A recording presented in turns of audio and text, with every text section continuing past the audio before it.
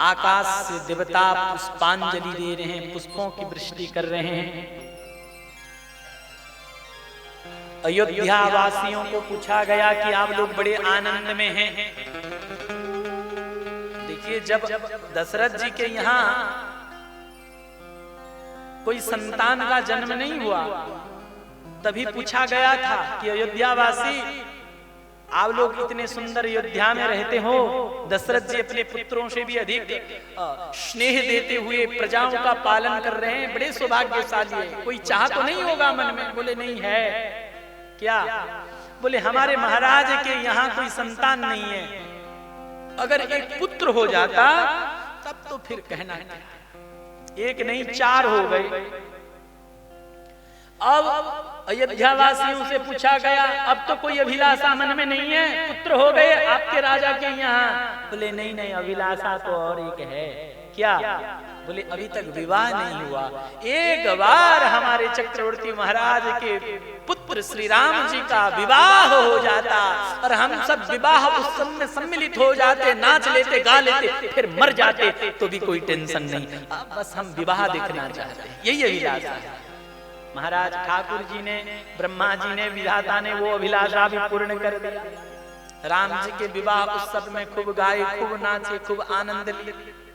बोले अब तो नाच गा लिए, अब तो जाने से भी चलेगा।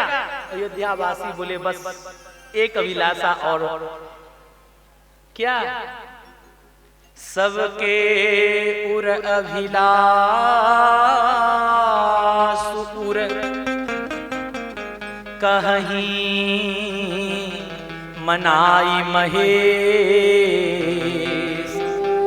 आप अछत जुवराज पद राम ही देहु नरे। हम जीते जी हम अपने नेत्रों से राम जी का राज्याभिषेक देखना चाहते हैं। राम जी राजा बन जाए फिर तो जाने से भी चलेगा।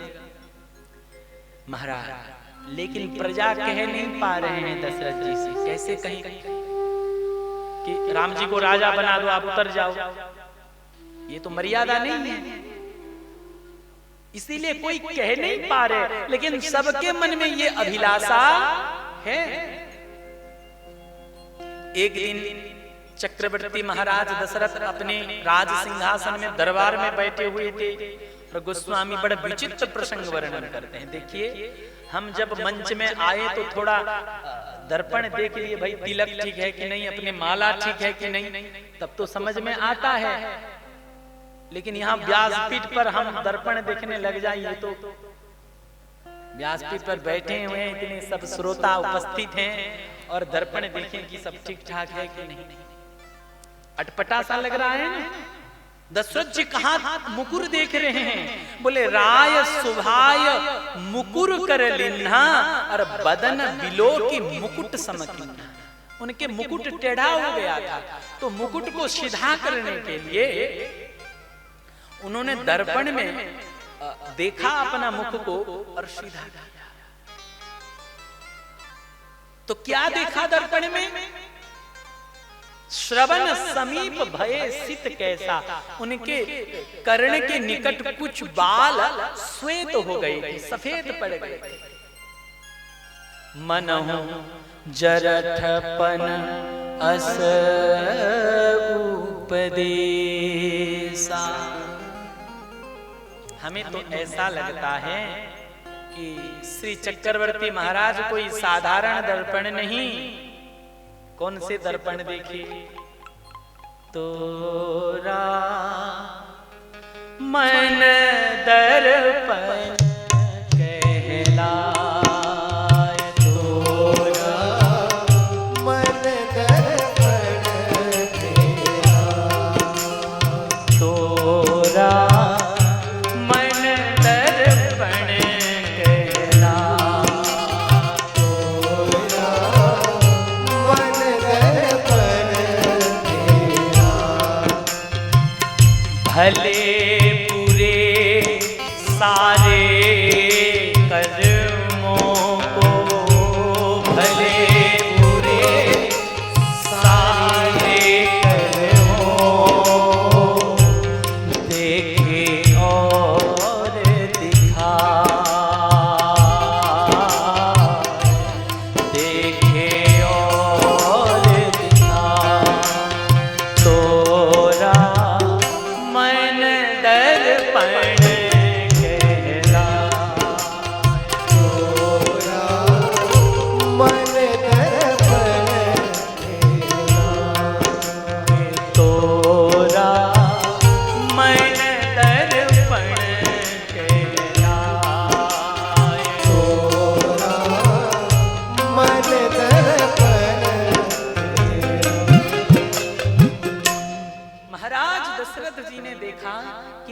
उनके कान के पास बाल श्वेत हो गए। मन हूं जरठपन अस उपदेश, मन वृद्धावस्था कान में आके कह रहा है।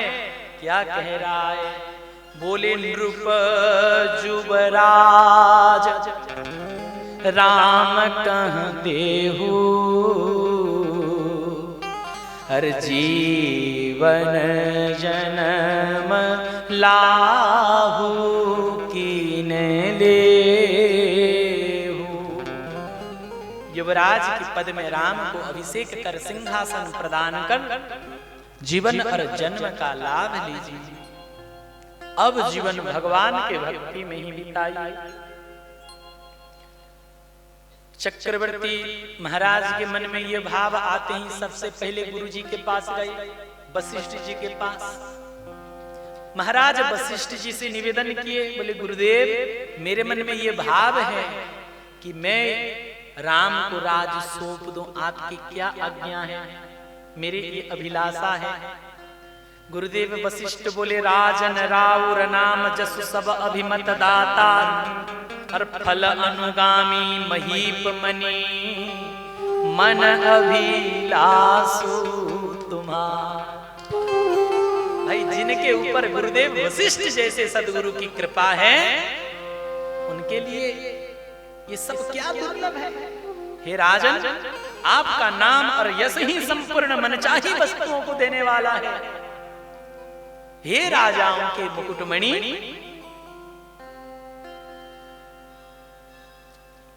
हे रघुकुल मणि दशरथ।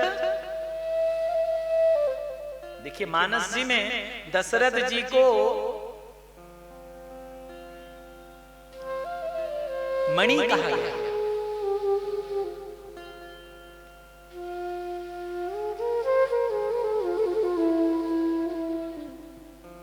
अयोध्या के रघुवंश के मणि। इतने बड़े बड़े राजा हुए रघुवंश में, उनको रघुकुल के शिरोमणि नहीं कहा गया, इनको क्यों कहा गया? यहाँ कैसे कैसे राजा इनके वंश में प्रकट हुए? बोले एक हुए महाराज भगीरथ, जिन्होंने गंगा को प्रकट किया। एक राजा हुए महाराज हरिश्चंद्र, जिन्होंने सत्य को प्रकट किया। कोई दान को प्रकट किया, कोई दया को प्रकट किया। ऐसे ऐसे दिव्य दिव्य राजाओं का चरित्र रघुवंश में आता है। लेकिन दशरथ जी को रघुकुल मणि क्यों कहा गया?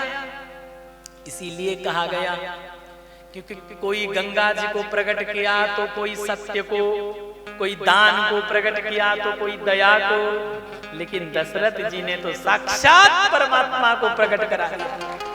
दशरथ जी के यहाँ साक्षात परमात्मा प्रकट हुए। इसीलिए हे रघुकुल के राजाओं के मुकुटमणि,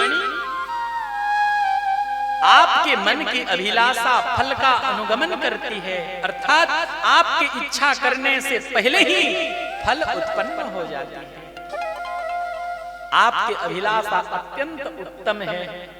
बेगी विलंब न करिय नृप साज्य सबुई समाज, हर सुदिन सुमंगल तब ही जब राम होई जुवराज। गुरुदेव ने कहा महाराज दशरथ, राम जब सिंहासन में बैठे वो दिन मंगलमय है, वो दिन सुदिन है। इसीलिए बेगी करिय विलंब न करिय, बेगी विलंब न करिय नृप। लेकिन दशरथ जी ने थोड़ा सा विलंब कर दिया। दशरथ जी बोले कि कल राम जी की राज, अगर गुरुदेव ने कहा कि विलंब मत करो, अगर गुरु का वाक्य को पालन करते उसी दिन राम जी का राज्याभिषेक कर देते तो 14 वर्ष की देरी राम राज्य में न होती। लेकिन विधि का विधान बड़ा बलवान होता है। ठाकुर जी की इच्छा से ही सभी लीला संपन्न हो रहा है। दशरथ जी गुरुदेव की अनुकूलता आज्ञा प्राप्त कर अपने मंत्रिमंडल को बुलाया, सभासदों को बुलाया। और सबके सन्मुख ये प्रस्ताव रखा कि मैं राम को राजगद्दी देना चाहता हूँ, आप लोगों की क्या राय है। तब सभी सभासदों ने एक स्वर से ही कहा, महाराज हमारे आयु आपको लग जाए, महाराज आपके मुंह में घी शक्कर, हम भी चाहते हैं कि राम जी को जल्दी राजगद्दी दे दी जाए, लेकिन संकोच में हम आपको कह नहीं पा रहे थे, आपने तो हमारे मुख की बात छीन ली। महाराज धन्य हो, आपकी आयु लंबी हो, हमारी आयु आपको लग जाए, आप इसमें विलंब मत कीजिए, जल्दी राम जी की राज्याभिषेक कीजिए। पूरा तैयारी प्रारंभ हो गया राम जी के राज्याभिषेक की। समस्त तीर्थों का जल मंगाया गया है, जो जो भी विधि विधान में सामग्री की आवश्यकता होती है वो सब सामग्री को एकत्रित किया जा रहा है। और इधर भगवान के मित्रों ने भगवान से मिले हैं और गुरुदेव स्वयं राम जी को ये समाचार सुनाने गए हैं। गुरुदेव को अपने घर में देखकर, अपने महल में देखकर राम जी बड़े संकोच में पड़ गए। गुरु जी पधारे, तुरंत दौड़े, गुरु जी को सुंदर आसन में बिठाया, सुवर्ण थाल में गुरुदेव के चरणों को धौत किया, धोया, चरणोदक लिए, अपने महल में छींटा लगवाए, अनेक षोडश उपचार से गुरुदेव के पूजन की और हाथ जोड़कर कहा, गुरुदेव मेरे यहाँ आपको आने का कष्ट करना पड़ा, गुरुदेव अगर आप आज्ञा भेज देते तो ये दास ही आपके चरणों में उपस्थित हो जाता, गुरुवर मेरे लिए आपकी क्या आज्ञा है। तब वशिष्ठ जी ने कहा, राघवेंद्र कल महाराज आपकी राज्याभिषेक कराना चाहते हैं और राज्याभिषेक होने से पहले जो जो नियम पालन करना चाहिए वो सब मैं आपको बताने के लिए आया।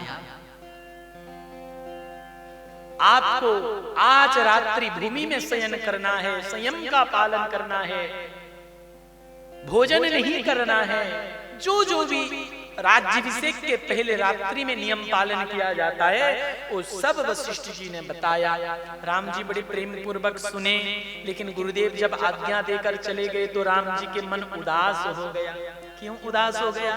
राम जी विचार कर रहे हैं, जन में एक संग सब भाई, भोजन शयन के लरिकाई, करण वेद उपबीत बियाहा, संग संग सब भये ऊंचा। हम चारों भाई एक साथ जन्म हुए, एक साथ जनेऊ हुआ, एक साथ पढ़ने गए, एक साथ विवाह हुआ चारों भाई का, और राज्याभिषेक केवल मेरे अकेले की। विमल वंश यह अनुचित एको, बंधु बिहाई बड़े ही अभिषेको। ये रघुवंश में, ऐसा विमल वंश में ये प्रथा ठीक नहीं है कि छोटे को छोड़कर बड़ा राजा बने। राम जी को इतना अच्छा नहीं लगा, लेकिन गुरु जी की आज्ञा है, पालन तो करना पड़ेगा। अयोध्या में संध्या वेला में सुंदर दिवाली मनाई गई, खूब लोग नाच रहे हैं, गा रहे हैं। पूरी अयोध्या में ये समाचार फैल चुका है कि कल सुबह अयोध्या के राज सिंहासन में श्री राम जानकी जी के संग विराजमान होंगे।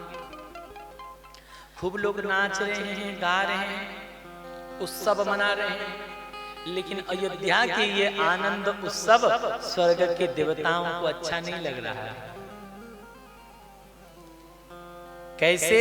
बोले जैसे चोर को चांदनी का रात अच्छा नहीं लगता, चोर ही चांदनी रात न भावा, ऐसे देवताओं को अच्छा नहीं लग रहा है। अरे राम जी अभी राजा बन जाएंगे तो फिर राक्षसों का वध कैसे करेंगे, कैसे प्रभु की आगामी लीला होगी, और हम राक्षसों का वध नहीं करेंगे, राजा बनकर अयोध्या में ही रहेंगे तो फिर हम लोगों का क्या होगा, हमारा दुख का निवारण कैसे होगा। देवताओं ने सरस्वती जी के पास भागे, सरस्वती जी से हाथ जोड़कर प्रार्थना करने लगे। विपत्ति हमार बिलोक बड़ी, मातु करिय सोई आज, राम जाहि बन राजु तजी, होई सकल सुर काज। आप ऐसा कुछ कीजिए जिससे राम जी राज छोड़कर वन में चले जाएं, वनवास जाएं, ऐसा कोई व्यवस्था बनाइए। सरस्वती जी नाराज हो गई, बोले अरे ऊंच निवास नीच करतुती, देख ही न सकई पराई विभूति। रहे तो स्वर्ग में है ऊंच निवास और करतूत इतना नीचा, अयोध्या का सुख देख नहीं सकते, मना कर दिया।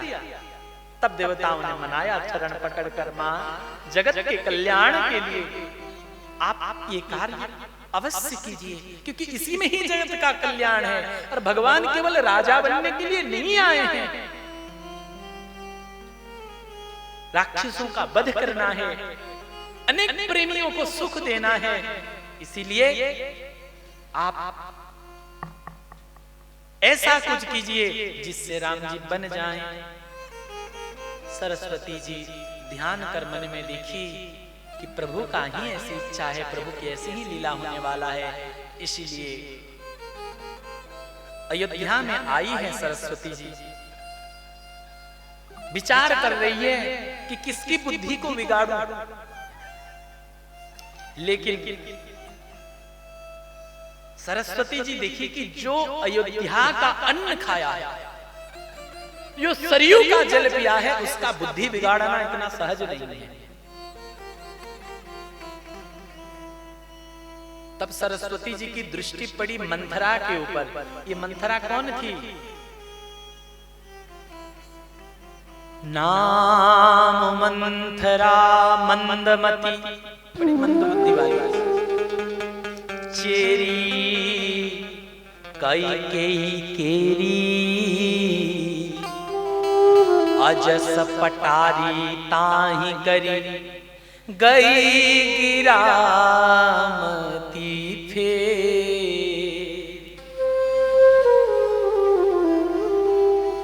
देखिए संस्कार भीतर बना रहता है, संस्कार जो होता है ना, वैसे मंथरा मंदमती तो थी लेकिन अयोध्या में रहती थी और भरत जैसे संत की मां का संग करती थी।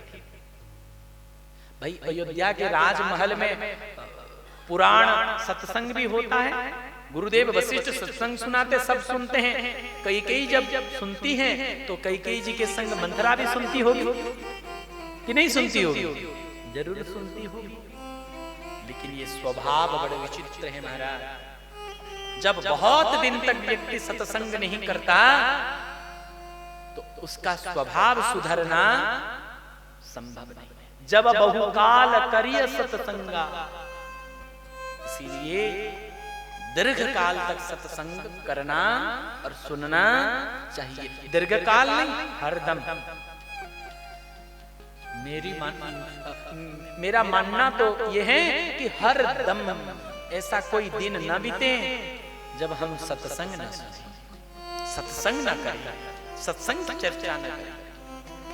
आप कहेंगे महाराज 29 तारीख तक तो यहां होगा, आगे कलियुग का वरदान, अभी जो एक यंत्र बनाना, क्या कहते हैं, मोबाइल, इसमें कलियुग का वरदान भी है और कलियुग का श्राप भी है, दोनों हैं। वरदान क्या है? अभी श्री स्वामी रामसुखदास जी महाराज की वाणी सुनना चाहो तो तुरंत सुन सकते हो आपके मोबाइल, वो व्यवस्था है। भाई श्री हनुमान प्रसाद पोद्दार जी, सेठ श्री जयदयाल वंदका जी,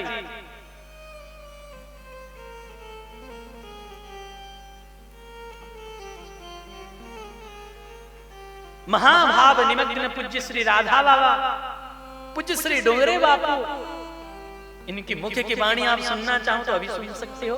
स्वामी श्री कृपात्री जी महाराज की सुंदर दिव्य वाणी सुनना चाहो तो सुन सकते हो। ये कलियुग का वरदान नहीं तो क्या है? और कलियुग का श्राप क्या है? कलियुग का श्राप ये है महाराज कि उसमें न देखने का चीज देखते रहो, क्या कहते हो उसको, व्हाट्सएप और बहुत सारी चीज ऐसा है जो देखिए आवश्यक, समाज के परिस्थिति के अनुसार इस सब की भी आवश्यकता है, मैं इसको स्वीकार कर रहा हूं। समय और परिस्थिति का मांग है, इसके उपयोग किया जा सकता है, लेकिन उपयोग तो कर रहे हैं कम और दुरुपयोग हो रहा है ज्यादा। मैं केवल यही निवेदन करना चाहता हूं कि दुरुपयोग न हो, इस यंत्र का सदुपयोग हो। कैसे सदुपयोग होगा? बोले जो जरूरी काम है आपकी व्यवस्था चलने में, दुकान में, परिवार चलने में जो व्यवस्था, उसको कीजिए, जरूर कीजिए। और उसके बाद इसका लाभ सत्संग सुनने में उपयोग कीजिए। महत्पुरुषों की वाणी, भगवत प्राप्त संतों की वाणी श्रवण कीजिए, ये सबसे बड़ी लाभ है। इसीलिए सत्संग तो बहुत जरूरी है। सरस्वती जी मंथरा को अजस पटारी बनाकर उनकी बुद्धि को फेर दिए, क्योंकि ये कैकेयी देश की थी। कैकेयी जी के संग ये दहेज में आई हुई थी, दासी बनकर, क्योंकि राजा लोग दासी देते थे ना। ये अयोध्या की नहीं थी, लेकिन अयोध्या में रहते रहते राज परिवार में बड़े प्रेम से रह रही थी। लेकिन जब सरस्वती जी देखी कि यही एक है जिसको मैं अजस का पटारी बना सकती हूँ, तब सरस्वती जी ने ही मंथरा का बुद्धि को ऐसे पलट दी महाराज। सब लोग अयोध्या में नाच रहे, गा रहे, जय जय श्री रामचंद्र अवध के दुलारे, अवध के दुलारे प्यारे, कौशल्या दुलारे, खूब नाच रहे हैं। तो इससे चीड़ हो गई, किसको? मंथरा को खूब नाराज हो गई। और जब मंथरा को ये पता चला कि कल अयोध्या के राज सिंहासन में महाराज श्री राम को राज्याभिषेक करेंगे, ये सुनकर महाराज बड़ी उदास हो गई और कैकेयी जी के निकट आई और लंबी लंबी सांस छोड़ने लगी। बड़ी कपटी थी कैकेयी जी। बोली, अरे मंथरा क्या हो गई, क्यों उदास हैं, क्या बात है? तो और मुंह को लटका कर मंथरा और उदास हो गई। कैकेयी जी बोली, अरे मंथरा तो इतने दुखी क्यों हो रही है, क्या बात है? महाराज ठीक तो है ना, मेरे राम ठीक तो है ना?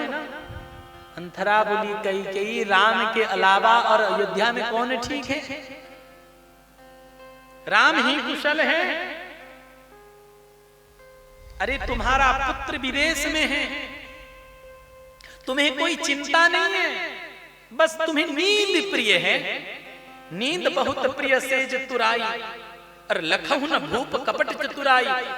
तुम सोते ज्यादा हो, तुम राजा की कपट को नहीं पहचानते हो, राजा की चतुराई को नहीं जानते। ऊपर से तुम्हें तो कैकेयी रानी रानी कहकर बड़े मीठी मीठी बात कहते हैं, और तुम्हारे पेट के पीछे बड़े कपट करते हैं तुमसे।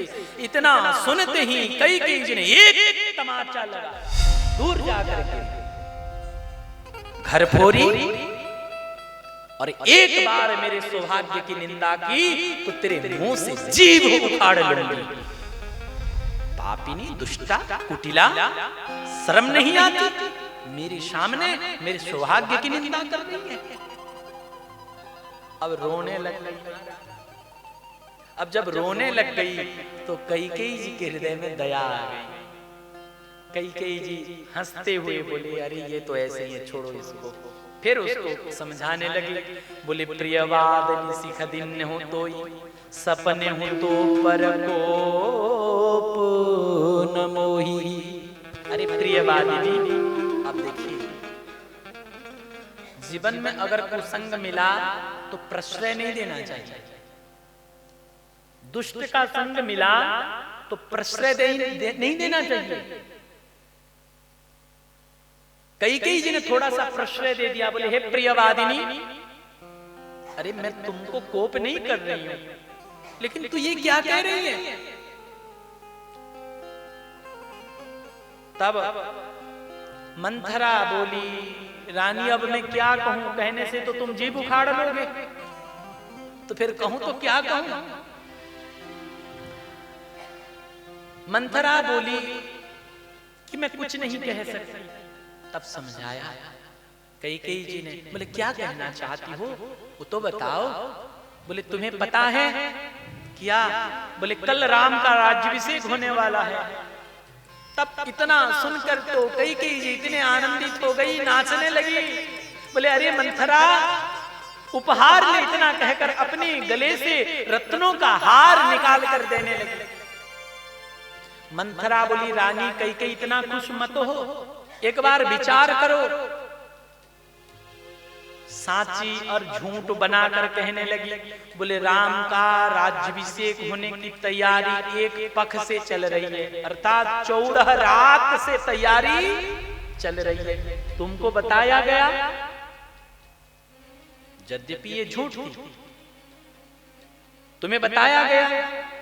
कैकेयी जी बोली नहीं, हमें तो नहीं बताया गया। अरे बताए न बताए, मैं बार बार महाराज से प्रार्थना करती थी कि राम को जल्दी राजगद्दी दे दो, राजगद्दी दे दो, लेकिन अवश्य ही मेरी प्रार्थना को स्वीकार कर राजा ये निर्णय लिए हैं और मुझे आनंदित करने के लिए इस बात को गुप्त रखे हैं कि कल एक साथ मुझे बताएंगे और राम जी का राज्याभिषेक का दर्शन कराएंगे।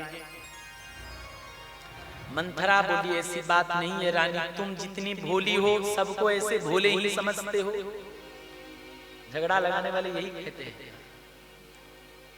बोले तुम तो बहुत भोले हो और तुम्हारी देवरानी जेठानी तो हाँ सब तुम्हारे पीठ पीछे तुम्हारा जो है करने लग गए। तब लगता है हाँ बात तो ये सही कह रही है। ये छल कपट करने वालों की भाषा होती है प्यारे, समझ लेना मंथरा की भाषा क्या है। मंथरा बोली रानी तुम अपने जैसे सबको भोले समझ रहे हो, ऐसी बात नहीं है। भरत अयोध्या में नहीं है, तुम्हें बात छिपाया गया है। और सुनो, ये सब राम जननी कौशल्या की कपट है।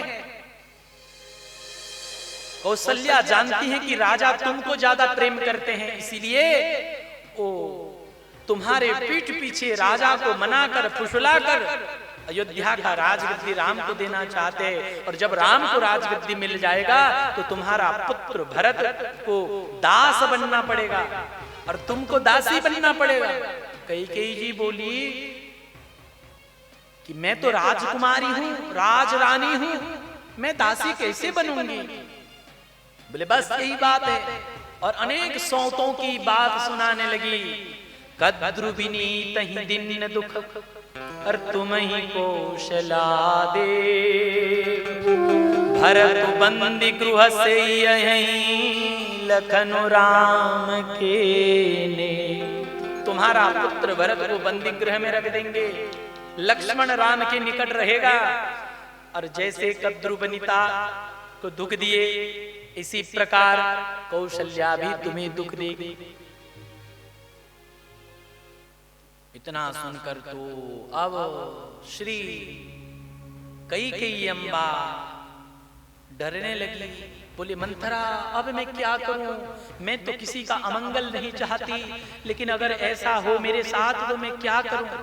मंथरा बोली कोई बात नहीं, चिंता मत करो, मैं हूं, चिंता करने की जरूरत नहीं है। अभी भी बात बिगड़ा नहीं है, अभी भी बात समझ सकता है। कैसे? बोले राजा तुमको 2 वरदान पहले दिए थे जो अब तक बाकी है, तुम मांगे नहीं हो। बोले हाँ। बोले बस उस 2 वरदान का फायदा लो। जब राजा तुम्हारे निकट अभी आएंगे ये समाचार कहने, तो जाओ तुम कोप भवन में प्रवेश कर जाओ, मलिन वस्त्र धारण कर लो, अपने समस्त अलंकार को फेंक दो और जमीन पर लेटे रहना। जब राजा आए तो तुम वो वरदान मांग लेना। क्या मांगो वरदान के रूप में? बोले देखो पहला वरदान तो ये मांगना कि अयोध्या का राजगद्दी भरत को मिले, और दूसरा वरदान ये मांगना कि राम को वन भेजे। राम का वनगमन मांग लेना, लेकिन सावधान रानी, जब तक राजा राम की शपथ न खा लें तब तक गलती से भी ये वरदान नहीं मांगना। समझा दी महाराज। और इधर कई जी गई हैं कोप भवन में, मलिन वस्त्र पहन के जमीन पर लेटी हुई हैं, और राजा दशरथ जी संध्या वेला में अपने रानी के यहाँ आए हैं। ज्यों ही महल में प्रवेश किए तो ऐसा लगा मानो निष्ठुरता ही मूर्तिमंत रूप धारण कर यहाँ आ गई है। थोड़ा अटपटा लगा। दशरथ जी ज्यों ही आए कई जी के महल में, देखे कि मंथरा खड़ी है। बोले अरे मंथरा, रानी कहाँ है? मंथरा बोली कि कोप भवन में है। और कोप भवन सुनी सकुचे हूँ राव, भयवश अगहुड़ पर न पाव। कोप भवन के नाम सुनकर राजा दशरथ डर गए। कौन से दशरथ? सुरपति बसही बाहुबल जाके, नरपति सकल रही रुखता। स्वर्ग के राजा इंद्र भी जिनके बाहुबल का आश्रय लेता है, और संसार के सभी राजा जिनके रूप को इशारा को ताकते रहते हैं, ऐसे चक्रवर्ती महाराज दशरथ रानी को कोप भवन में है ये सुनकर डर गए। गोस्वामी जी कहते हैं, सो सुनीति अरीश गयहूँ सुखाई, श्री राम जय राम जय जय राम। सो सुनीति अरीश गयहूँ सुखाई,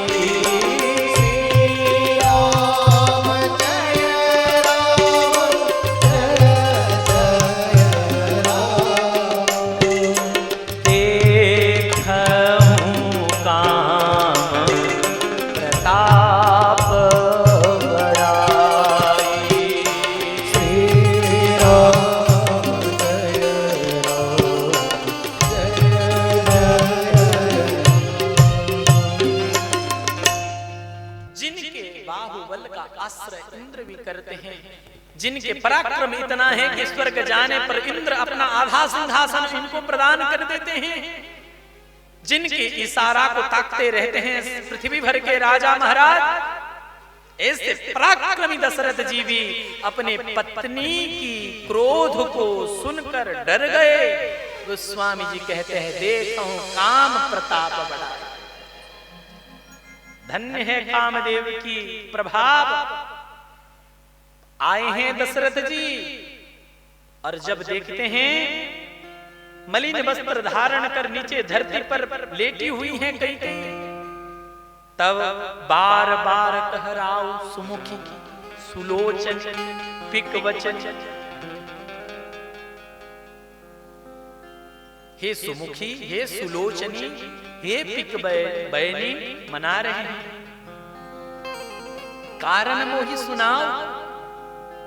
हे गजगामिनी, अपने कोप का कारण सुनाओ। तुम किसके ऊपर नाराज हो बताओ। कौन से भिखारी को मैं राजा बना दूं और कौन से राजा को भिखारी बना दूं, कहो तो सही। नाराज क्यों हो रहे हो बताओ। तुम्हारा कोप का कारण बताओ। महाराज अत्यंत जैसे कोई कामी व्यक्ति का भाषा होता है, इसी प्रकार दशरथ जी अपने रानी को मना रहे हैं।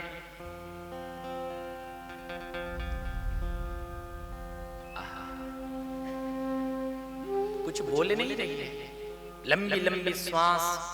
दशरथ जी सामने आते तो उनके और पीछे की ओर मुड़कर बैठ जाते। दशरथ जी उनका हाथ पकड़ते तो हाथ को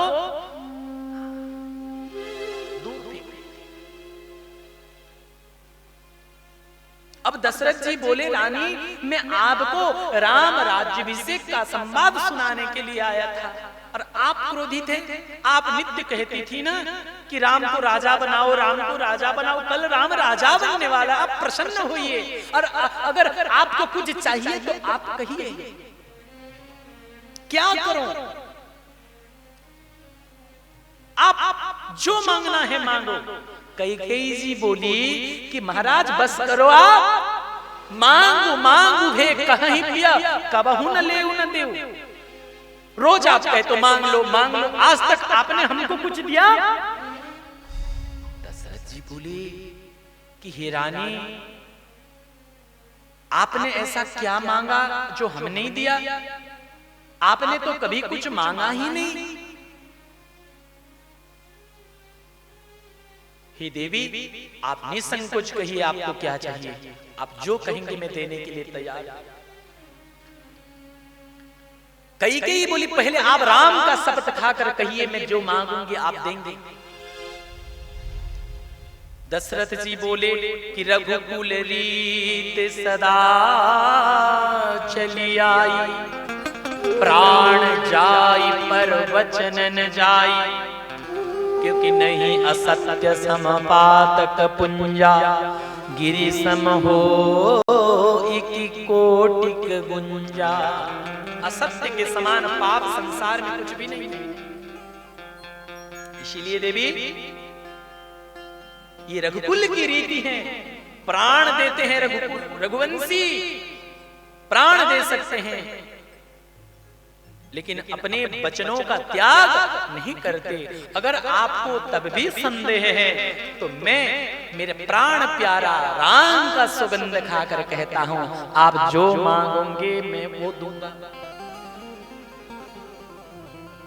तब तो तुरंत बड़ी प्रसन्न हो गई कैकेयी जी और खूब सज धज के बढ़िया वस्त्र धारण की, गहना पहनी और दशरथ जी के निकट आई। दशरथ जी बड़ी प्रसन्न हो रहे। अब बताओ रानी आपको क्या चाहिए? तब कैकेयी कह रही है, सुनहु प्राण प्रिय भावत जी का, देहूं एक बर भरत ही टीका। महाराज मुझे प्रथम प्रदान के रूप में ये दीजिए, कल अयोध्या के राज सिंहासन में राम नहीं मेरा पुत्र भरत बैठेगा।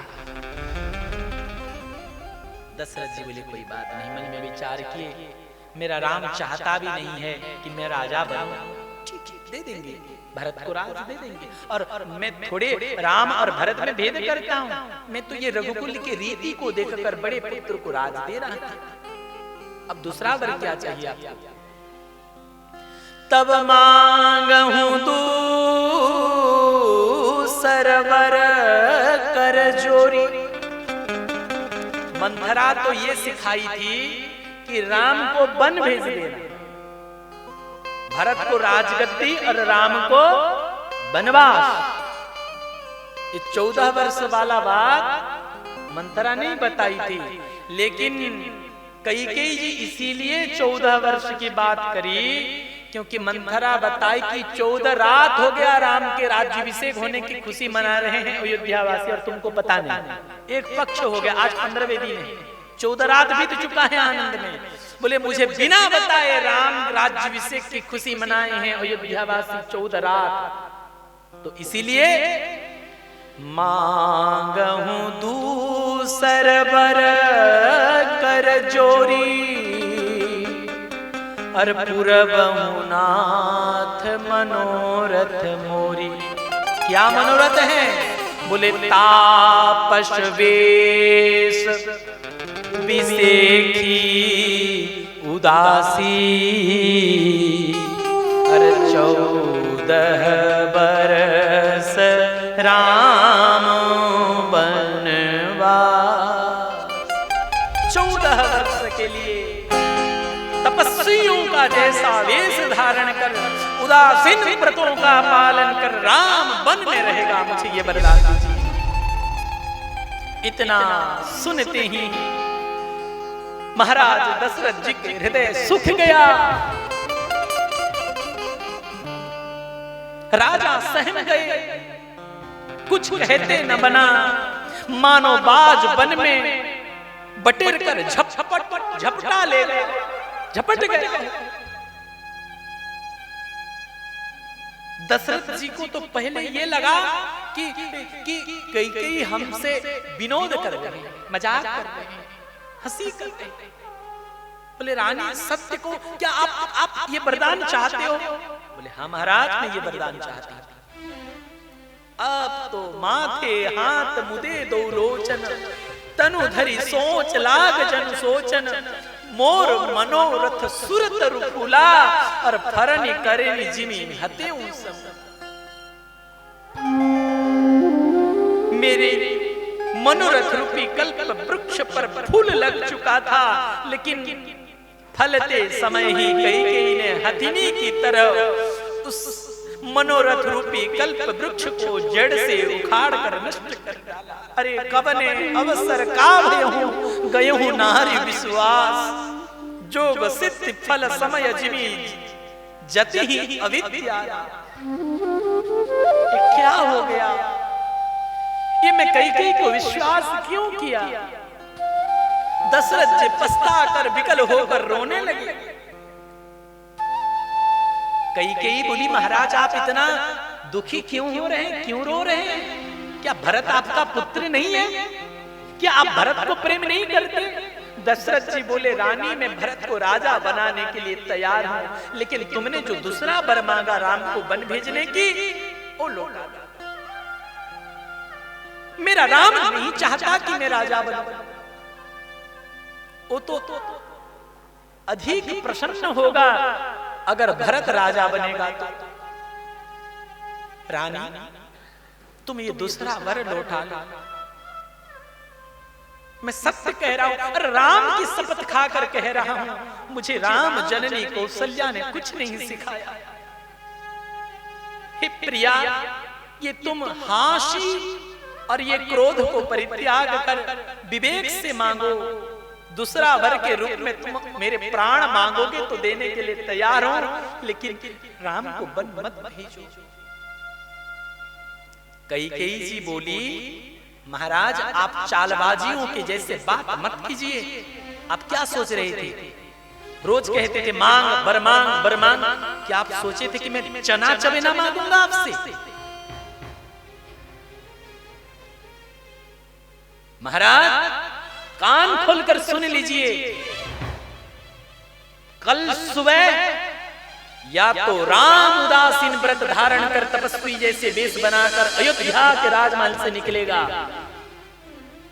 या तो मेरा मृत शरीर निकलेगा, मेरा मरा हुआ शरीर निकलेगा और आपको इसके परिणाम स्वरूप अजस और अपकीर्ति प्राप्त होगा।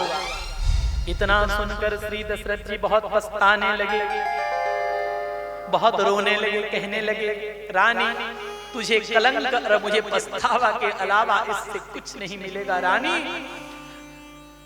तू ये अज्ञान को त्याग दे। लेकिन रानी मानी नहीं। रात भर महाराज मेरे राम मेरे राम मेरे राम कहकर करुण क्रंदन करने लगे। ब्रह्म मुहूर्त हुआ, चतुर्थ प्रहर प्रारंभ हुआ। अवधेश महाराज दशरथ जग जाते हैं, अभी तक जगे नहीं, बाहर निकले नहीं। तब सभी मंत्रियों ने सुमंत्र जी से प्रार्थना की। सुमंत्र जी कैकेयी जी के महल में प्रवेश किए हैं और जब देखे हैं महाराज जी को ऐसे लग रहे हैं जैसे कोई महान विपत्ति आया हुआ। उस दृश्य को देखकर सुमंत्र जी भी डर गए। कैकेयी जी से पूछने लगे महारानी क्या हुआ महाराज का, ऐसे क्यों जमीन पर गिरे हैं, क्यों रो रहे हैं? रानी कैकेयी बोली रात भर सोए नहीं महाराज। कारण क्या है वो जगदीश जाने, भगवान जाने, लेकिन रात भर राम राम कहकर रोए हैं। तो आप जाइए और राम को बुला कर लाइए। सुमंत्र जी दौड़े भागे, राम जी को बुलाकर लाए। राम जी आए हैं।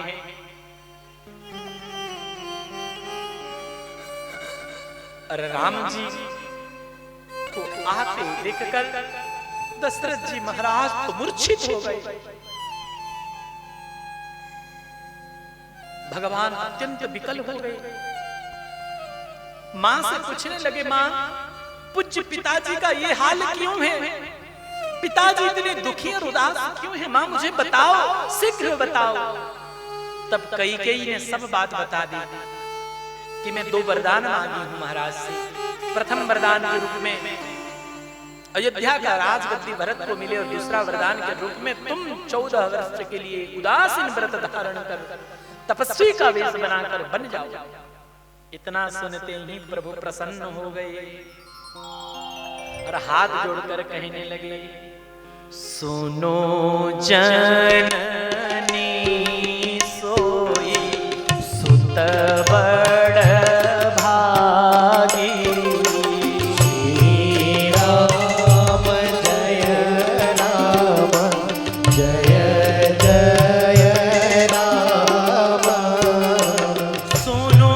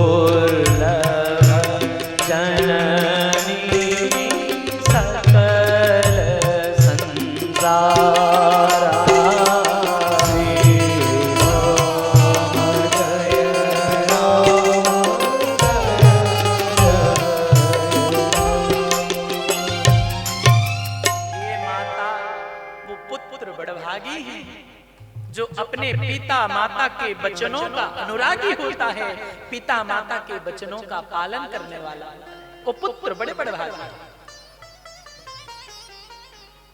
जो पिता माता के आज्ञा पालन के द्वारा अपने पिता माता को संतुष्ट कर लेता है, प्रसन्न कर लेता है, ऐसा पुत्र संसार में दुर्लभ है मां।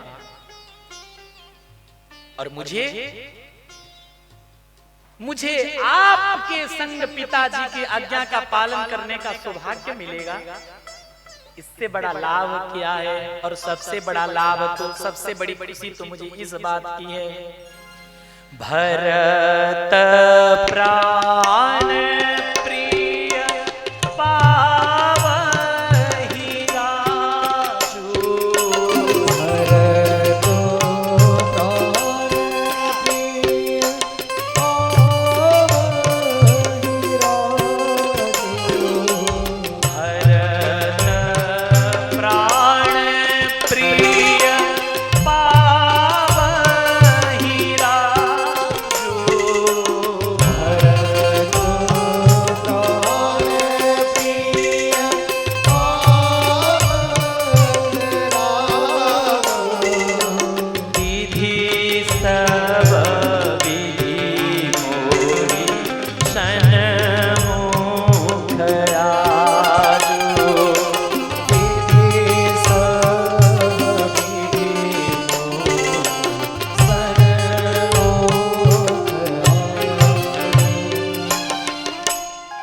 और मेरे प्राण प्रिय भरत को राजगद्दी मिलेगा, और मुझे वनवास करके आपकी आज्ञा पालन करने का अवसर मिलेगा।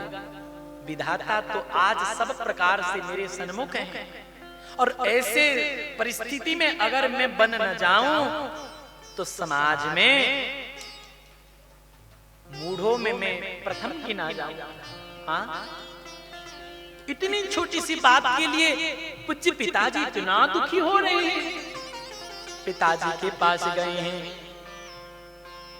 जब महाराज दशरथ जी को होश आया, दशरथ जी नेत्र खुलकर राम को देख रहे हैं, लेकिन कुछ कह नहीं पा रहे, मुख से शब्द नहीं निकल रहा है, कंठ भरा हुआ है, हृदय फट रहा है, दोनों नेत्र से अविरल अश्रु बह रहा है। राम जी बोले, हे पूज्य पिताजी, आप दुखी मत होइए, मैं बहुत जल्दी 14 वर्ष वनवास करके पुनः आपके चरणों में, आपकी सेवा में उपस्थित हो जाऊंगा। आप दुखी मत होइए। इतनी छोटी सी बात के लिए आप इतना दुखी क्यों हो रहे हैं? पिताजी को समझाने लगे। अब दशरथ जी बार बार भगवान शंकर को मना रहे हैं कि राम वन को न जाएं, मना कर दे। लेकिन राम जी पिताजी से प्रणाम कर मां से आज्ञा लेने के लिए, कौशल्या अम्बा से आज्ञा लेने के लिए निकले। इधर कौशल्या अम्बा आज बहुत जल्दी जग गई है। जग के रेशमी घाघरा धारण की है, रेशमी साड़ी धारण की है, पहनी है, सुंदर गहनों में दासियों ने रानी कौशल्या जी को सजाए और रानी श्री रंगनाथ भगवान को आज 56 भोग लगा रही है। क्यों? क्योंकि आज मेरे राम राजगद्दी पर बैठेगा। अत्यंत प्रसन्नता पूर्वक ब्राह्मण को बुलाकर दान दे रही हैं, याचकों को धन दे रहे हैं। अत्यंत आनंद की उत्साह मन में रख के कौशल्या अम्बा गदगद हो रही है। और उसी समय राम जी पहुंच गए मां के निकट। और ज्यों ही राम पहुंचे, कौशल्या जी राम को देखकर दौड़ती हुई आई। पुत्र, तुम अभी तक तैयार नहीं हुए? हे मेरे लाल, तुम इतना विलंब क्यों कर रहे हो? जल्दी जाओ, आज तुम्हारा राज्याभिषेक होने वाला है। मैं तुम्हारे लिए सुंदर पीतांबर भेजी थी, तुम्हें मिला नहीं है या पसंद नहीं आया? दूसरा दो। राम जी मां को प्रणाम करते हैं और अपने हृदय से लगाते हैं और मां के हाथ पकड़कर कह रहे, मां, पिताजी ने मुझे राज दिया लेकिन अयोध्या का नहीं। पिताजी ने मुझे जंगल का राज दिया। पिता दिन में मोहि कानन राज। कौशल्या जी समझ नहीं पाई। कौशल्या जी बोली, राघव तुम ये क्या कह रहे हो? कानन राजू, बन का राज दिए कैसे? तब राम जी ने सभी बात बताए हैं। राम जी कहते हैं, मां, आज ही मैं बन जाऊंगा। कितने दिन के लिए? बरस 4 10 विपिन बसी। मां, 14 वर्ष में वन में बिताकर शीघ्र ही तुम्हारे चरणों में उपस्थित हो जाऊंगा। इतना सुनते ही श्री कौशल्या अम्बा को चक्कर आई, नीचे गिरने लगी जमीन पर। राम जी संभाले, मां, मां, अपने आप को संभालो, आप कोई साधारण नहीं, आप राम के जननी हो, अपने आप को संभालो। कौशल्या जी बोली, राघव ये क्या कह रहे हो तुम? राज देने की बात कहकर तुम्हें वन भेज रहे हैं। याद रखो राम, पुत्र के ऊपर पिता से भी अधिक अधिकार मां का रहता है। और मेरे आज्ञा के बिना तुम नहीं जा सकते वन में। राम जी बोले, मां, केवल पिताजी की आज्ञा नहीं, पिता आज्ञा के साथ मां की भी आज्ञा है।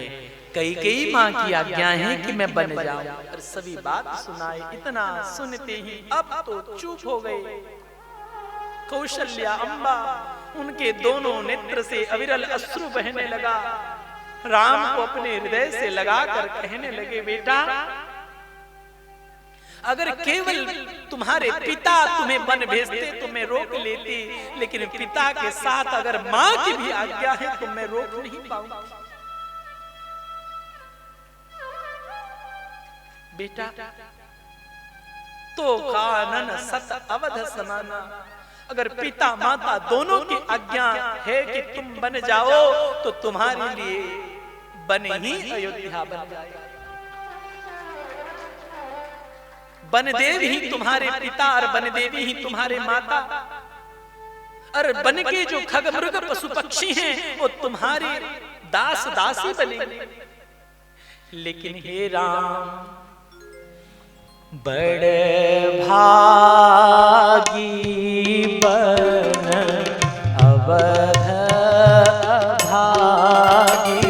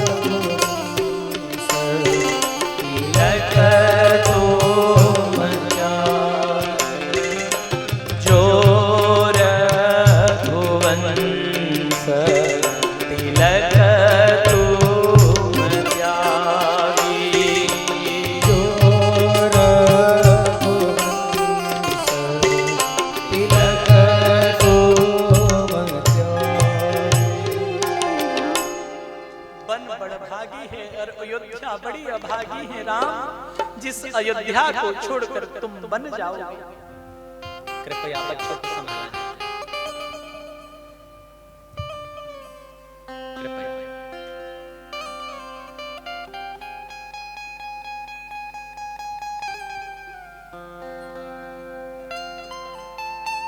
हे राम, हे राघव, बन बड़भागी हैं और अयोध्या बड़े अभागी है, क्योंकि तुम जिसको स्वीकार कर लेते हो वो बड़भागी बन जाता है, और तुम जिन्हें त्याग देते हो वही संसार में अभागी है। राम, मेरे राघव में बार बार तुम्हारा बलैया लेती हूँ, लेकिन बेटा बस विनती ये कर रही हूँ कि माता का नाता मानकर मेरी सुधी भूल मत जाना, इस अभागिन को भूल मत जाना। इतना सुनते ही माँ को अपने हृदय से लगाए हैं। राम जी कह रहे, माँ मैं इसी जन्म में क्या जन्म जन्म में मैं तुमको कैसे भूल सकता हूँ। माँ आप दुखी मत हो, कुछ ही दिन की बात है, मैं देखते ही देखते 14 वर्ष बिताकर आ जाऊंगा। कौशल्या जी बोली, राघव तुम्हारे लिए मात्र 14 वर्ष है, लेकिन हमारे लिए तो तुम्हारा 14 वर्ष का वियोग कितना बड़ा है कि हम कैसे वर्णन करें। युगायितम निमीषेण चक्षुषा प्राप्रुषायितम और शून्यायितम जगत सर्वम गोविंद विरहेण।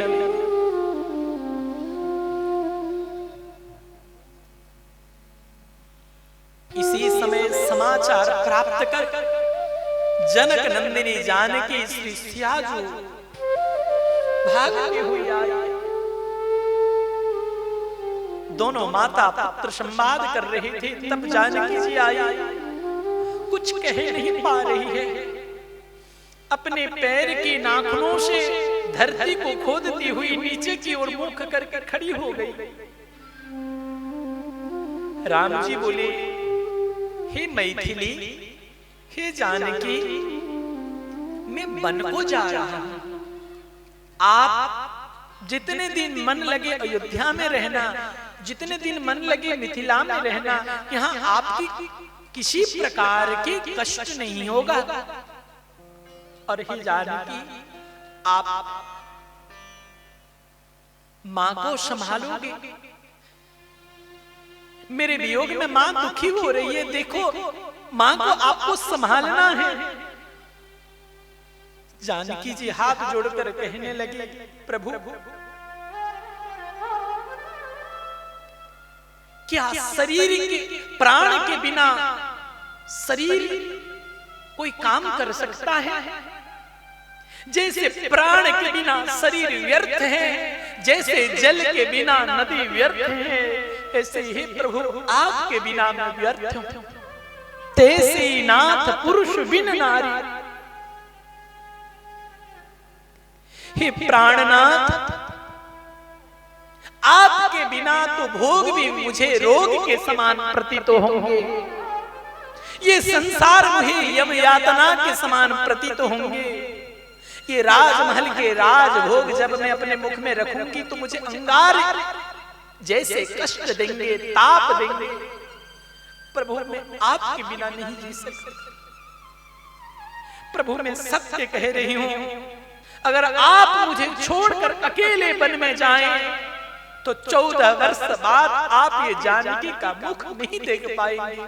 इतना सुनते ही कौशल्या जी जानकी जी को हृदय से लगाई है और कौशल्या जी कहती है, राघव मैं झूठा वाक्य नहीं कहूंगी, ये नहीं कहूंगी कि मुझे भी ले जाओ, क्योंकि तुम सोचोगे कि माँ स्वार्थी है, माँ मुझे रोकने के लिए बहाना बना रही है। राम मैं तुम्हें रोकना नहीं चाह रही हूँ, लेकिन राम मैं तुम्हें विनती कर रही हूँ, मुझे साथ न ले जाओ, लेकिन इस जानकी को ले जाओ, क्योंकि जानकी सत्य कह रही है, ये तुम्हारे बिना जीवित नहीं रह पाएगी। तब राम जी ने अपना स्वीकृति प्रदान की, ठीक है आप कह रहे हो तो मैं जानकी जी को साथ में लेकर चल। और उसी समय श्री राम जी के बाह्य प्राण श्री लक्ष्मण जी दौड़ते हुए आए। समाचार जब लक्ष्मण पाए, व्याकुल बिलग बदन उठ धाये, इतना व्याकुल होकर धा रहे हैं, भाग रहे हैं, मानो जैसे कोई मछली को जल से बाहर कर दी हो। तो उस मछली की जो दशा होती है वो दशा लक्ष्मण जी का हो रहा है। कंप पुलक तन नयन समीरा, शरीर कांप रहा है, पुलकित हो रहा है, दोनों नेत्र से अविरल अश्रु बह रहा है। आकर प्रभु के चरणों में प्रणाम किए हैं, मन में विचार कर रहे हैं कि पता नहीं प्रभु अपने संग में मुझे ले जाएंगे कि घर में छोड़ जाएंगे। राम जी लक्ष्मण को अपने हृदय से लगाए और समझाने लगे, बोले लक्ष्मण मैं बन जा रहा हूं और मेरे वियोग में पिताजी अत्यंत दुखी हो रहे हैं। भरत और रिपुसुदन भी नहीं है, अब अयोध्या को कौन संभालेगा, ये रघुवंश के को कौन संभालेगा, ये परिवार को कौन संभालेगा। भाई तुम्हें अयोध्या का देखभाल करना है, परिवार का देखभाल करना है, और भरत आए तो कह देना धर्म पूर्वक प्रजाओं का पालन करे, माताओं में भेद न देखे, सभी माताओं को समान रूप से आदर दे। लक्ष्मण तुम्हें पूरी अयोध्या को संभालना है। इतना सुनते ही लक्ष्मण जी हाथ जोड़े, प्रभु आप ये क्या कह रहे हैं, क्या कोई हंस मंदराचल या सुमेरु पर्वत को अपने सिर पर ढो सकता है? नहीं ना, तो मैं तो आपके शिशु हूं, मैं तो आपके छोटा हूं। प्रभु मैं और नहीं कुछ जानता। गुरु पितु मातु न जानहु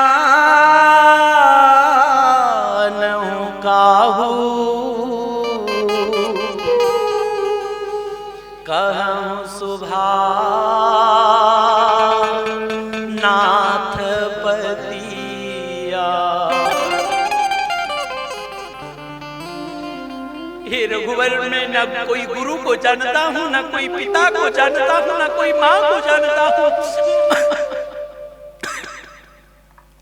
माता रामो मत पिता रामचंद्र, स्वामी रामो मत सखा रामचंद्र, सर्वस्व में रामचंद्र दयालु, नान्यम जान नैव जाने न जाने। मैं आपके अलावा और किसी को नहीं जानता हूँ। आप ही मेरी माता हो, आप ही मेरे पिता हो, आप ही मेरे बंधु हो, आप ही मेरे सर्वस्व हो। आपके अलावा मैं और किसी को नहीं जानता प्रभु। मोरे सभी एक तुम स्वामी, और दीन बंधु दूर अंतर्यामी। मैं झूठ नहीं बोल रहा हूँ। झूठ तो उसी को बोला जाता है जो भीतर की बात नहीं जानता। आप तो अंतर्यामी हैं, मेरे अंतर की बात जानते हैं। प्रभु मैं आपको क्या झूठ बोलूं? मैं आपके अलावा और किसी को नहीं जानता। आप ही मेरे सर्वस्व हैं और सब कुछ है। प्रभु आप धर्म का उपदेश दे रहे हैं कि जिस राज्य में प्रजा दुखी होते हैं उस राज परिवार को नरक जाना पड़ता है।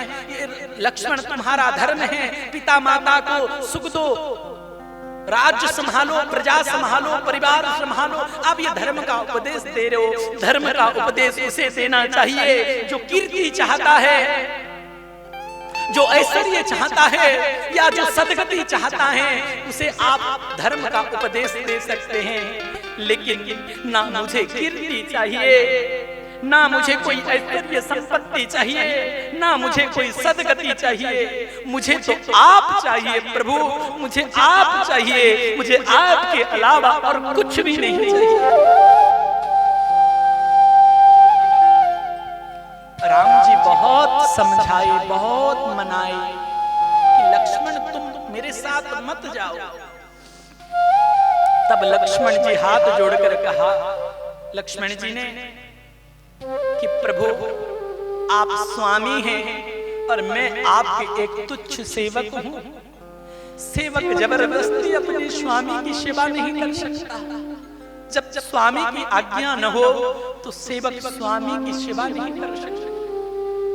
मैं जबरदस्ती आपके संग नहीं जा सकता, लेकिन प्रभु एक विनती अवश्य करूंगा कि आप मुझे सरयू के किनारे तक जरूर ले जाना। राम जी बोले कोई बात नहीं लक्ष्मण, तुम मेरे संग सरयू के किनारे तक जाना, फिर मैं आगे बढ़ जाऊंगा, तुम लौट आना। लक्ष्मण जी बोले प्रभु ये आज्ञा मत करना कि तुम लौट जाओ। जब तक आपके चरणारविंद का दर्शन होता रहेगा तब तक मैं सरयू के किनारे खड़ा रहूंगा। लेकिन जब आपका अदर्शन हो जाएगा, आपका दर्शन नहीं होगा मुझे, तो प्रभु मैं सत्य कह रहा हूँ आपके बिना मैं जी नहीं पाऊंगा। उसी क्षण में सरयू के जल में प्रवेश कर अपना देह को विसर्जन कर दूंगा। मुझे नहीं चाहिए, मुझे ये शरीर नहीं चाहिए जिस शरीर से मैं आपकी सेवा न कर सकूं। प्रभु मैं आपके बिना जी नहीं सकता। मुझे ये आज्ञा मत देना कि आप परिवार संभालो, राज संभालो।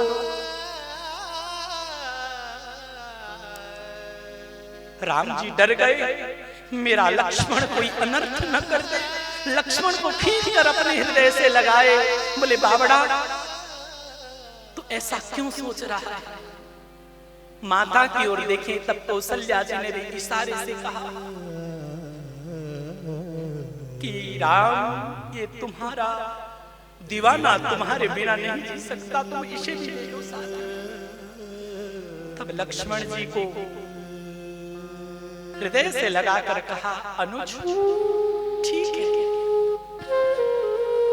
मेरे साथ तुम भी चलो, लेकिन जाओ पहले मां से आज्ञा लेकर आओ।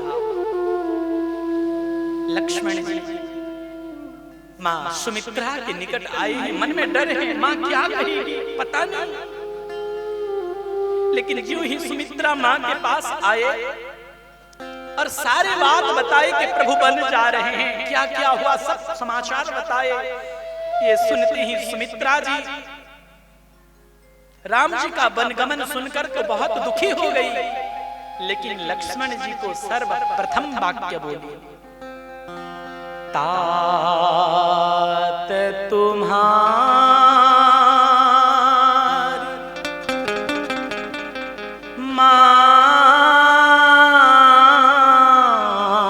तुबई दे अर्पिता राम सब भांति सने। लक्ष्मण तुम यहाँ क्यों आए हो? प्रथम वाक्य है मां सुमित्रा की, बोले तात तुम्हार मात वैदेही। लक्ष्मण तुम्हारा मां तो जानकी है और राम तुम्हारे पिता है।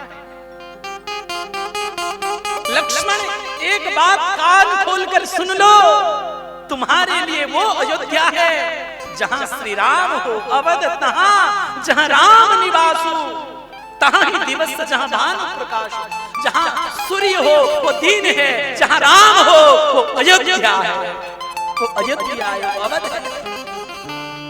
अगर राम बन जा रहे हैं तो अवध तुम्हार काच कछु नहीं, अयोध्या में तुम्हारा कोई काम नहीं है। ये वाक्य को सुनकर श्री लक्ष्मण लाल जी गदगद हो गए। ऐसी मां को प्राप्त कर लक्ष्मण जी गदगद हो गए, बार बार मां के चरणों में वंदना कर रहे हैं। और हमारे गोस्वामी श्री तुलसीदास जी महाराज भी सुमित्रा जी के ये चरित्र को देखकर अत्यंत भावुक होकर कह रहे हैं, पुत्रवती युवती जग सोई, राम जय राम जय राम। पुत्रवती युवती जग सोई,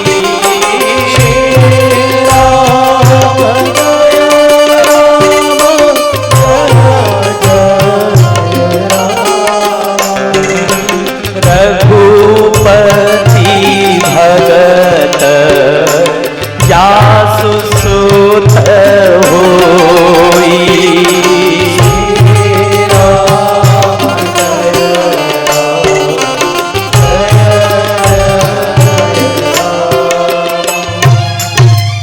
इस संसार में वो नारी पुत्रवती है, वो युवती है, वो नारी महान सौभाग्यशाली है जिसका पुत्र भगवान का भक्त होता है, जिसका पुत्र भगवान का सेवक बन जाता है।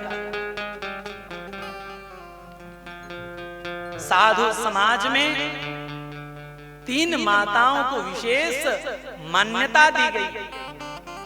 एक मां तो सुमित्रा जी हैं जो अपने पुत्र लक्ष्मण जी को श्री राम जी के सेवा के लिए वन भेज रहे हैं। वनवास राम का हुआ है, लक्ष्मण का नहीं, लेकिन भेज राम जी की सेवा के लिए। महाराज सुमित्रा जी की चरित्र क्या बताएं। जब लंका के रण मैदान में युद्ध हो रहा था और श्री लक्ष्मण कुमार जी को मेघनाद की शक्ति लगी हुई थी, मूर्छित गिरे थे, हनुमान जी संजीवनी पट्टी लेकर लौट रहे थे, तब भरत जी ने कोई और समझकर बिनफर वाला बाण मारकर हनुमान जी को ज्यों ही अयोध्या के धरती पर गिराया। और हनुमान जी के मुख से राम नाम सुनकर भरत जी ने जान गए कि ये कोई राम भक्त हैं, तो अपने भक्ति का, अपने राम प्रेम का शपथ लेकर हनुमान जी को जागृत किया है। और हनुमान जी से पूरी अयोध्या के समाज को यह समाचार मिला कि लक्ष्मण लंका के रण मैदान में पड़े हैं, जीवन और मरण से युद्ध कर रहे हैं। सूर्योदय से पहले अगर हनुमान की ये संजीवनी बूटी न पहुंची तो अनर्थ हो सकता है। पूरी अयोध्या रो रहा था, लेकिन श्री सुमित्रा अम्बा के नेत्र में आंसू नहीं था। सुमित्रा मां रो नहीं रहे थे। हनुमान जी देखकर बड़े आश्चर्य हो गए, निकट आए, चरणों में वंदना की, बोली मां लक्ष्मण जी मूर्छित हैं, मृत्यु के साथ संग्राम कर रहे हैं, आपके आंखों में आंसू नहीं। तब सुमित्रा जी ने कहा, हनुमंत, अगर राम की सेवा करते करते मेरा लक्ष्मण को वीर गति प्राप्त हो जाए तो मैं अपनी सौभाग्य मानूंगी कि राम सेवा करते करते मेरा पुत्र वीर गति को प्राप्त हुआ। और हनुमंत, राम से कह देना, अगर कहीं मेरा लक्ष्मण वीर गति को प्राप्त कर गया तो मुझे केवल ये संवाद दे दे, ये समाचार दे दे, मैं मेरे गर्भ से और एक पुत्र शत्रुघ्न को जन्म दी हूं, मैं तुरंत मेरे पुत्र शत्रुघ्न को राम सेवा में भेज दूंगी, श्री राम सेवा में उपस्थित कर दूंगी। धन्य है ऐसी माता। गोस्वामी जी तो कहते हैं, न तरु बांझ भली बात बियानी, और राम विमुख सुत ते हित जानी। जो अपने पुत्र को राम भक्ति का उपदेश नहीं करती, जो अपने पुत्रों को भगवान के भक्ति में नहीं लगाती, उन माता का संतान जन्म करना व्यर्थ है, उसको प्रसव पीड़ा सहना व्यर्थ है। श्री सुमित्रा जी कहने लगी, लक्ष्मण, तुम्हें नहीं भाग राम बन जाए। भगवान श्री राम तुम्हारे लिए बन जा रहे हैं, दूसर हेतु तात कछु नहीं, अन्य कोई भी कारण नहीं है। लक्ष्मण जी बोले, मेरे लिए जा रहे हैं? बोले हाँ। भगवान वनवास क्यों जा रहे हैं? क्योंकि राक्षसों की संख्या बढ़ गई। राक्षसों की संख्या बढ़ने के कारण पृथ्वी का भारा बढ़ गया। पृथ्वी की भारा बढ़ने के कारण प्रभु अवतार लिए और ये लीला कर रहे हैं। अब पृथ्वी का भारा जब बढ़ गई तो पृथ्वी कहां पर है, धरती कहां पर है? शेष भगवान के मस्तक पर है। तो शेष भगवान के मस्तक की बोझ को हल्का करने के लिए प्रभु राक्षसों का वध करने के लिए बन जा रहे हैं। और शेष कौन है? लक्ष्मण जी महाराज। इसीलिए तुम रही भाग राम बन जाही, और दोष रहे तू तात कछु नाही। और लक्ष्मण, एक बात और याद रखना, राग, रोष, ईर्षा, मद और मोह, इसको स्वप्न में भी आने मत देना अपने भीतर। लक्ष्मण जी मन में विचार किया कि जागृत में तो मैं ये राग, रोष, ईर्षा, मद, मोह को अपने हृदय में प्रवेश करने नहीं दूंगा, लेकिन सोते समय व्यक्ति का नियंत्रण अपने ऊपर नहीं रहता है, मन के ऊपर नहीं रहता है। और आप कह रहे हो कि स्वप्न में भी आने न दूं, तो मां मैं आपके चरण खाकर, चरण स्पर्श कर सौगंध खा रहा हूं, आपके चरण छू कर कह रहा हूं, मां मैं 14 वर्ष तक निद्रा को ही त्याग कर दूंगा। क्यों? क्योंकि ना सोऊंगा, ना सोने से स्वप्न होगा, ना स्वप्न में कोई ईर्षा, मद, मोह, राग, द्वेष मन में आएगा। क्यों? क्योंकि उसी व्यक्ति के द्वारा सेवा संपन्न हो सकता है जिसके भीतर राग न हो। राग माने आसक्ति। आसक्ति होगी तो पक्षपात होगी, और पक्षपात होगी तो सेवा नहीं बन पाएगा, सेवा में दोष आ जाएगी।